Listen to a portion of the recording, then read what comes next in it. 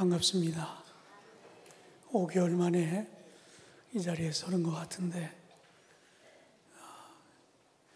쉬다가 한 3번 설교하려니까 벌써 목이 다 쉬었어요. 여러분 기도해 주셔서 안식년 잘 마쳤고요. 또 돌아와서 특세 때 저도 은혜를 좀 받으려고 그랬는데 병원 신세를 좀 지게 됐습니다. 여러분들이 얼마나 보고 싶었는지 머리에 피가 다 나가지고 고생하고 여러분 기도 덕분에 잘 회복하고 이렇게 오늘 단에 서서 여러분 뵈니까 너무나 반갑습니다. 아무쪼록 주 안에서 늘 강건하시기 바라고 또 이번 명절에 어디에 계시든 가족들과 화목한 시간 꼭 보내시기를 주님의 이름으로 축원합니다. 6명의 사람들에게 눈을 가리고 어느 한 대상을 만져보게 했습니다. 그리고 그것이 무엇인지를 이야기해 보라고 했습니다. 그런데 그 대답이 제각각이었어요. 어떤 사람은 길쭉한 것이 뱀 같다고 한 사람도 있고, 어떤 사람은 단단하고 날카로운 것이 참 같다는 사람도 있었습니다. 세 번째 사람은 굵은 나무 기둥 같다고 했습니다. 네 번째 사람은 밧줄 같다고 했습니다. 다섯 번째 사람은 넓적한 벽을 만지는 것 같다고 그렇게 이야기했습니다. 마지막 사람은 펄렁이는 것이 큰 부채와 같다고 그랬습니다. 아마 여러분은 지금 뭘 이야기하고 있는지 분명히 아실 겁니다. 코끼리입니다. 우리 속담에 보면 장님 코끼리 만지듯 한다고 하는 그런 말이 있어요. 지금 여기서 각각의 사람들이 눈을 가리고 코끼리를 만졌는데 관찰력이 뛰어납니다. 코끼리 코를 만진 사람은 뱀 같다고 그랬어요. 상아를 만진 사람은 참 같다고 했습니다. 그리고 다리를 만진 사람은 기둥과 같다고 그랬어요. 그들의 관찰은 전혀 틀리지 않고 정확하게 그들은 관찰했습니다. 근데 문제가 있습니다. 정말 이 사람들이 만진 게 전부일까요? 이 사람들이 느낀 것이 전부입니까? 아닙니다. 이 사람들은 아주 지엽적으로 일부분만 만지고 무엇 같다고 정확하게 답은 했지만 그러나 정답은 아닙니다. 오늘 이 이야기를 오늘 생일을 맞은 우리 교회에 관한 이야기로 우리가 한번 대비해서 생각해 보도록 하겠습니다. 혹 여러분들은 여러분이 경험한 것을 가지고 이것이 교회다라고 그렇게 얘기한 적은 없습니까? 분명한 사실은 교회는 여러분이 경험한 것보다 여러분의 눈으로 보는 것보다 훨씬 더 크다고 하는 사실을 믿으시기를 바랍니다. 지금 여러분이 경험한 것은 교회의 아주 작은 부분을 경험한 것입니다. 아무리 내 경험을 가지고 내 지론을 가지고 교회가 이렇다 저렇다 얘기해도 그렇게 믿을 만한 것이 못 돼요. 그렇다면 교회 본질에 대해서 성경은 뭐라고 이야기할까요? 오늘 저와 여러분이 교회 생일을 맞아서 분명하게 기억해야 할 것은 교회는 내가 경험한 것이 전부가 아니라고 하는 것입니다. 분명히 하나님의 말씀을 통해 교회는 이런 것이다라고 주신 말씀이 오늘 우리에게 준 본문인데 이 본문을 통해 교회의 본질을 바로 깨닫게 되기를 주님의 이름으로 축원합니다. 먼저 성경은 교회 본질을 이야기하며 우리에게 첫 번째로 하나님이 교회의 주인이십니다. 성경은 그렇게 이야기하고 있어요. 우리 한번 따라할까요? 교회의 주인은 하나님이십니다. 하나님이 교회의 주인이십니다. 믿습니까? 저희 교회는 92년 전에 추석날 시작했어요. 1925년 추석 그 날을 보니까 1925년 10월 2일이었습니다. 그래서 저희 교회는 매년 10월 첫 번째 주일이 교회 생일입니다. 92년 전부터 이 교회를 섬겨온 5대째 이 교회를 섬기는 가정들이 있어요. 그렇다면 교회 주인이 5대째 교회를 섬긴 그들이 교회 주인입니까? 아닙니다. 저도 적지 않게 이 교회를 다녔어요. 저는 67년도에 초등학교 때 이 교회에 왔습니다. 그러니까 67년부터 지금까지 다녔으면 저도 50년, 51년째 지금 이 교회를 다니고 있어요. 저는 목사로 금년에 30년째 이 주안교회에서 있습니다. 그럼 제가 담임 목사니까 50년 다녔으니까 이 교회가 제 교회입니까? 아닙니다. 아무리 교회를 오래 다녔다 할지라도, 아무리 헌금을 많이 했다 할지라도, 이 교회 시작부터 이 교회를 지켜봤다 할지라도 그들이 교회의 주인이 될 수 없습니다. 성경은 우리에게 분명히 말씀하십니다. 교회 주인은 하나님이시라고. 오늘 교회 생일을 맞아 이 교회 본질을 여러분 분명히 깨닫게 되기를 주님의 이름으로 축원합니다.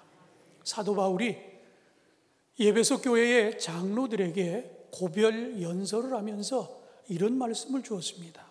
사도행전 20장 28절 말씀에 의하면 여러분은 자기를 위하여 또는 온 양떼를 위하여 삼가라. 성령이 그들 가운데 여러분을 감독자로 삼고 하나님이 자기 피로 사신 교회를 보살피게 하셨느니라. 오늘 우리가 이 대목에서 주목해야 할 그런 구절이 있어요. 하나님이 교회를 얼마나 귀히 여기시는가라고 하는 그런 내용이 여기 나와 있습니다. 오늘 본문, 오늘 이 사도행전 20장 28절의 후반부에 가니까 하나님이 자기 피로 사신 교회라 이렇게 말씀하고 계십니다. 이 교회가 얼마나 귀한지, 이 교회를 사기 위해서 자신의 핏값으로 교회를 사셨다고 그랬어요. 구체적으로 어떻게 됩니까? 예수 그리스도, 하나밖에 없는 독생자 예수 그리스도의 피로 그 값으로 교회를 사셨다고 하는 이야기입니다. 하나님이 교회를 얼마나 귀히 여기시겠어요? 하나밖에 없는 아들을 죽여서 이 교회를 샀으니 이 교회가 얼마나 귀합니까? 아프리카의 어느 마을에 가면 신부를 얻기 위해서는 지참금을 갖고 신부의 집에 가서 지참금을 주고 신부를 데려온다고 합니다. 그런데 그들의 지참금은 암소였다고 그래요. 그래서 대부분의 아내를 맞이하는 그 총각들이, 신랑들이 신부를 맞이하기 위해서 값을 지불하는 그 값이 암소 한 마리가 거의 일반적이라고 그래요. 아주 예외적으로 암소 2마리를 주는 경우도 있고 극히 드물지만 3마리까지 주는 사람이 있었다고 합니다. 그런데 그 마을에 가장 잘 나가는 추장 가문에 아주 잘생긴 아들이 신부를 맞이하러 가는데 암소들을 세우고 갑니다. 동네 사람들이 보니까 신부를 맞이하러 가나 보다.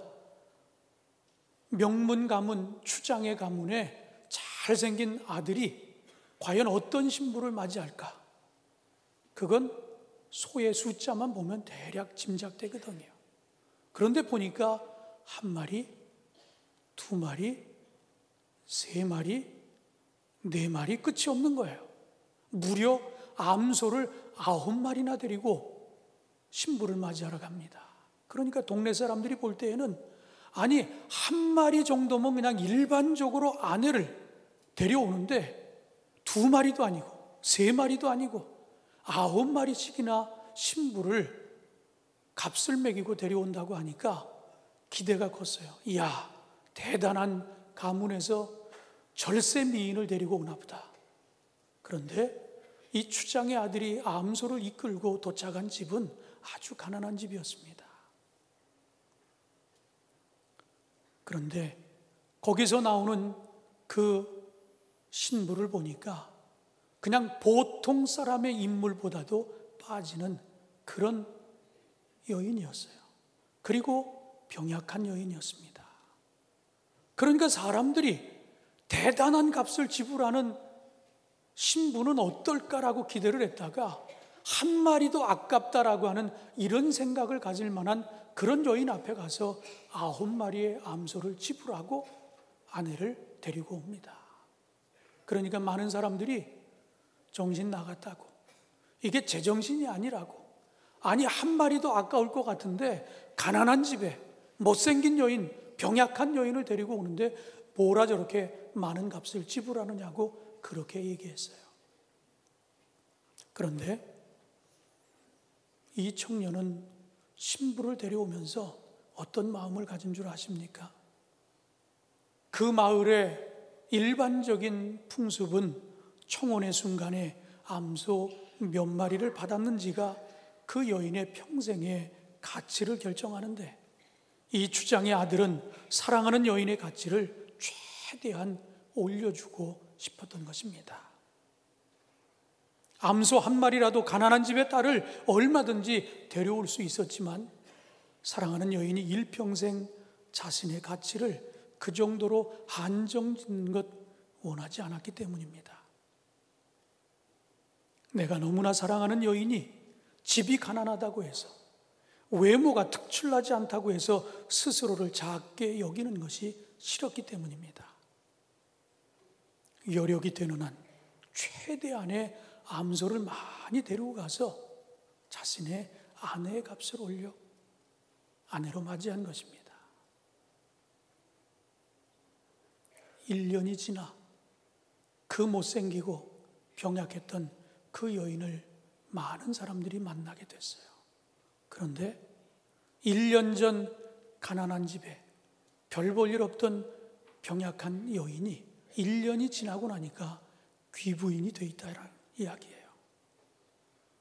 하나님이 사신 교회가 이렇게 최고의 값을 매겨 하나님의 교회를 샀다고 하면, 저는 이 교회에 있는 여러분의 모습도 우리가 우리 스스로를 볼 때는 별 볼 일 없는 사람인 것 같지만, 하나님이 우리를 위해서 하나밖에 없는 외아들을 죽여서까지 우리를 구하시고 살리셨다고 하면, 신앙생활하며 여러분의 삶이 그 병약했던 여인이 귀부인이 되어 있는 것처럼 여러분의 삶도 그렇게 바뀌어지기를 주님의 이름으로 축원합니다.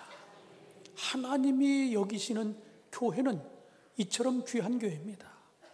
이런 귀한 교회에 귀한 성도들이 되시기를 주님의 이름으로 축원합니다. 두 번째로, 오늘 교회의 본질을 이야기하며 첫 번째로는 하나님과 교회의 관계예요. 두 번째는 그리스도는 교회의 머리가 되신다라고 하는 말씀을 우리에게 주고 계십니다. 오늘 본문 에베소서 1장 22절로 23절 말씀을 보면, 또 만물을 그의 발 아래에 복종하게 하시고 그를 만물 위에 교회의 머리로 삼으셨느니라. 교회는 그의 몸이니 만물 안에서 만물을 충만하게 하시는 이의 충만함이니라. 이 이야기는 그리스도와 교회의 관계를 이야기하고 있습니다. 교회의 주인이신 하나님께서 그리스도를 교회의 머리로 삼으셨다라고 하는 이런 이야기입니다. 교회는 그리스도의 몸이 되었습니다. 그리스도가 머리가 되고 교회는 몸입니다. 머리와 몸은 떨어질래야 떨어질 수 없는 불가분의 관계입니다. 하나로 연결이 되어 있습니다. 이것은 그리스도와 교회가 그만큼 가깝고 친밀하다라고 하는 것을 이야기하는 것입니다. 그런데 이처럼 가까우면서도 그 역할은 분명하게 다르다라고 하는 이야기입니다. 판단하고 명령을 내리는 것은 머리입니다. 몸은 절대로 판단하는 일이 없습니다. 몸은 머리의 명령을 따를 뿐입니다. 몸이 머리의 명령을 따르지 않는다라고 하면 분명 그 몸은 건강한 몸이 아니라고 하는 것입니다. 뇌의 명령을 무시하고 손발이 먼저 앞서서 행동한다고 하면 건강하지 않은 사람입니다. 치료를 요하는 사람입니다. 그렇다면 이 이야기가 오늘 우리 교회에 주는 메시지가 뭡니까? 교회는 경험이 앞서서 경험을 가지고 이끌어가는 것이 아니라고 하는 것입니다. 똑똑한 사람, 잘난 사람의 주장 때문에 움직이는 것이 교회가 아니라고 하는 것입니다. 교회의 머리가 되시는 우리 주님의 말씀을 따르는 지체가 될 때, 몸이 될 때 그 교회가 가장 건강한 교회임을 여러분 믿으시기를 바랍니다. 저는 92년 맞이한 우리 주한교회가 목사나 아니면 힘 있는 사람이나 아니면 능력 있는 사람의 경험이나 지식에 의해서 리더십에 의해서 이끌리는 교회가 아니라 하나님의 말씀에 의해서 움직이는 건강한 교회 되기를 주님의 이름으로 축원합니다. 그러나 오늘날 우리 교회들은 세상으로부터 많은 지탄을 받아요. 욕을 먹습니다. 손가락질을 받습니다. 왜 그렇습니까? 교회가 우리 주님이 머리가 되시고 몸인 우리가 그 뇌의 명령대로 움직였다고 하면 결코 교회가 세상 사람들로부터 손가락질을 받거나 아니면 지탄을 받지 않을 것이에요. 그런데 머리는 가만히 있는데 몸들이 너무 부산하고 무질서하게 몸이 움직이니까 세상 사람들이 교회를 손가락질합니다. 자꾸만 분란이 일어납니다. 오늘 우리 교회를 한번 돌아보시기 바랍니다. 오늘 우리 교회, 앞으로 우리가 하나님의 교회는 이런 교회구나라고 하는 것을 알았다고 하면 누구에 의해서가 아니라 예수님에 의해서 이끌림을 받는 그런 교회, 그런 교회를 위해서 여러분 기도하시기를 주님의 이름으로 축원합니다. 내 주장, 내 생각을 앞세우기보다 하나님의 뜻이 무엇인가라고 하는 것을 깨닫고 그 하나님의 말씀을 준행하는 그런 교회를 만들어 가시기를 주님의 이름으로 축원합니다. 미국의 어웨이크닝 교회에 닉 콜이라고 하는 목사님이 교회 3.0이라고 하는 책을 쓰셨습니다. 그런데 이 책에 보면 현대 교회를 딱 꼬집는 그런 표현이 있어요. 많은 교회가 예수님에 의해 일하는 교회가 아니라 예수님을 위해 일한다. 이 둘의 차이는 엄청나다. 교회의 가장 큰 문제가 바로 여기에 있다. 예수님이 우리와 함께 하시고 우리 안에서 역사하시는 것이 교회가 아니라 우리 자신과 우리가 하는 일이 교회라고 생각하는 것이다. 무슨 이야기입니까? 조금 전에 말씀드린 것처럼 우리 주님은 가만히 계시는데 우리가 다 앞서가면서 우리 마음대로 교회를 이리저리 끌고 다닙니다. 주님에 의해서 이끌림을 받는 교회가 되어야 되는데 사람이 이끄는 교회가 되어지고 있다라고 하는 이런 지적입니다. 다시 한번 말씀드립니다. 교회는 예수님에 의해 일하는 교회가 참 교회입니다.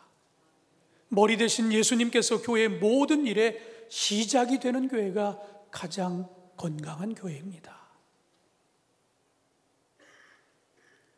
아무리 작은 일이라 할지라도 내가 경험한 것이니까 내 마음대로가 아니라 하나님께 여쭙고 주님의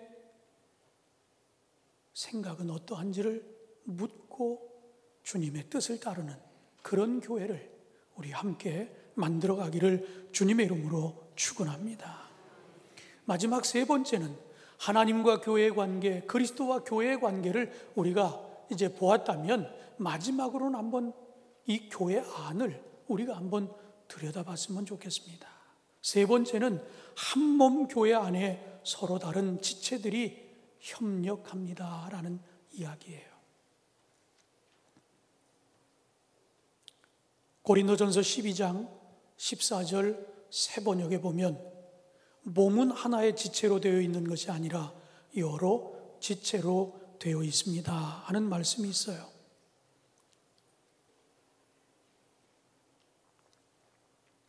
여러분, 사람을 만날 때 제일 먼저 어디를 보십니까? 아마 몸매를 훑어보는 사람은 그 사람은 분명 문제가 있을 거예요. 사람은 사람을 만날 때 제일 먼저 보는 것이 눈입니다. 그만큼 눈이 중요하다라고 하는 이야기예요. 그렇다면 하나님이 사람을 만들 때 눈만 크게 하나 만들어 놓으면 됐지, 두 개를 만들고 뭐 그렇게 크지도 않고, 그리고 그 밑에 코 있고 입 있고 귀 있고, 그리고 보이지 않는 내 몸 안에 수많은 기관과 장기가 있습니다. 왜 하나님이 눈이 그처럼 중요하다고 그러면 눈만 하나 크게 만들어 놓지 뭐 이런 걸 다 만들어 놓으셨을까요? 거긴 분명 하나님의 뜻이 있다라고 저는 그렇게 생각합니다.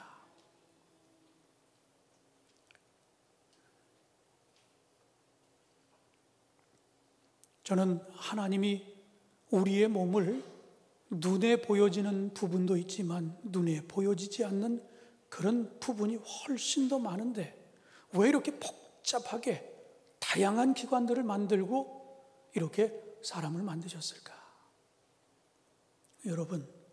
여러분이 생각할 때 지금 여러분의 뭐 외모라든지 아니면 내 몸에 보이지 않는 장기 그냥 여러분 불필요하다고 떼어버릴 수 있습니까?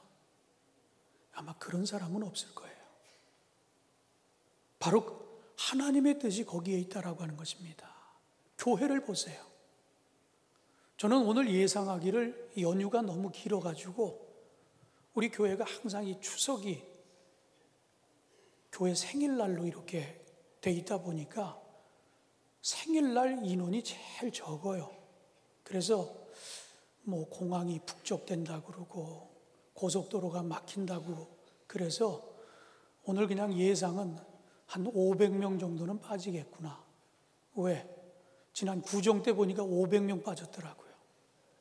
그래서 연휴가 한 10일쯤 되니까 오늘도 그렇고 다음 주도 그렇고 한 500명쯤은 빠지겠다 그런 생각을 했어요. 근데 의외로 많이 들어오셨어요. 아마 우리 교인들은 고향에 갔고 여기가 고향이라 찾아온 분들이 많아서 그런지 아무튼 제가 예상했던 것보다는 굉장히 많은 분들이 오늘 함께 예배를 드리고 있습니다. 그런데 여러분들 모습 속에 똑같은 사람은 하나도 없어요. 다 외모가 다릅니다. 잘은 모르지만 성격도 똑같은 사람은 없어요. 다 성향이 다릅니다. 교회 안에서 받은 은사도 마찬가지입니다. 다양한 은사가 있어요. 다양한 달란트가 있습니다. 교회 안에 보면 마치 내 몸의 기관에 눈이 가장 중요한 것 같지만 하나님은 눈만 만들지 않으셨어요. 보이지 않는 곳에까지 많은 장기들을 만들어 놓으셨어요. 근데 그것들이 하나가 되니까 아주 건강한 사람으로 비춰지고 있는 겁니다. 교회도 마찬가지라고 하는 이야기예요. 전혀 다른 사람들, 전혀 어울릴 것 같지 않은 사람들, 다른 외모, 다른 성격, 그리고 다양한 달란트, 이런 사람들이 모여서 유기적으로 움직일 때 저는 그 교회가 우리 주님이 원하시는 건강한 교회라고 분명히 믿습니다. 고린도전서 12장 18절에 보면 그러나 이제 하나님이 그 원하시는 대로 지체를 각각 몸에 두셨으니, 12장 21절에 보면 눈이 손도로 내가 너를 쓸데없다 하거나 또한 머리가 발도로 내가 너를 쓸데가 없다 하지 못하리라. 우리 주님이 왜 우리를 이렇게 다양한 모습으로 그리고 다양한 것들을 우리 안에 갖추고 우리를 만드셨는가라고 하는 것을 이야기하는데, 이 이야기는 바로 교회가 우리 몸과 똑같다라고 하는 이야기를 하고 계신 겁니다. 보여지는 부분도 있지만 보여지지 않는 부분에 중요함도 있다라고 하는 것을 말씀하시면서 교회가 바로 그렇다는 거예요. 어떤 사람은 늘 좋은 옷 입고 사람들 앞에서 웃으면서 그렇게 안내하는 사람도 있지만, 어떤 사람은 이 시간에도 식당에 들어가서 그 추운 날 손을 적셔가면서 그릇 닦고 음식 만들고 그러는 사람이 있어요. 그런데 하나님은 잘 차려입고 늘 생글생글 웃는 사람만 귀하냐? 하나님이 보실 땐 그렇지 않다는 거예요. 하나님은 똑같다라고 하는 이야기입니다. 더 중하고 덜 중함이 없다라고 하는 것이에요. 이 모든 것들이 유기적으로 잘 어우러질 때 그 교회가 가장 건강한 교회가 되어질 수 있다고 그렇게 말씀하고 계십니다. 하나의 예를 들고 말씀을 마치겠습니다. 어느 목수의 작업실에서 일어난 일입니다. 많은 연장들이 있는데 하루는 연장들 서로 일어나서 갈등이 있었어요. 몇몇 연장들이 망치를 향해서 공격을 합니다. 너 망치, 너는 이 작업실에서 나가야 돼. 너는 너무 시끄러. 그러니 너는 떠나야 돼. 그러니까 망치가 이 소리를 듣더니 화가 났어요. 만일 내가 이 가게에서 떠나야 된다라고 하면 나사도 떠나야 된다고 나사를 물고 늘어집니다. 왜? 나사는 작은 게 보잘것도 없고 별 볼 일 없으니까 내가 떠난다면 나사 너도 떠나야 돼. 그러자 이 나사가 참지 못하고 일어나서 원한다면 떠날 수 있어. 그러나 내가 떠난다면 대패도 떠나야 한다. 늘 겉으로 드러나는 일만 하지 깊이가 없다라고 또 이렇게 비난을 합니다. 대패도 화가 났어요. 그러더니 이번에 자를 향해서 이야기합니다. 나보다는 자가 더 한심하지. 저 녀석은 자기만 옳다고 매사에 다른 사람을 판단하잖아. 그러니까 내가 떠나야 될 게 아니라 자가 떠나야 된다고. 자가 이 소리를 듣더니 화가 났어요. 그리고 사포를 지목합니다. 내가 사포보다 문제가 많다고? 사포는 필요 이상으로 거칠어 툭 하면 다른 사람들과 마찰을 일으키잖아. 작업실의 평화를 위해서 누군가가 떠나야 된다라고 하면 사포가 떠나야 된다라고. 여기저기서 계속해서 연장들이 갈등을 빚습니다. 그때 나사렛의 목수가 그곳에 들어옵니다. 앞치마를 두르고 그리고 이 모든 연장을 들고 밖으로 나갑니다. 나사렛 목수는 나사와 드릴, 사포와 톱, 망치와 대패 모든 연장을 사용해서 가난한 사람들에게 복음을 전하는 설교단을 아주 멋들어지게 만들어 놓았습니다. 이 이야기를 통해서 오늘 우리에게 주는 세 번째 분명한 메시지를 우리가 깨달을 수 있지 않습니까?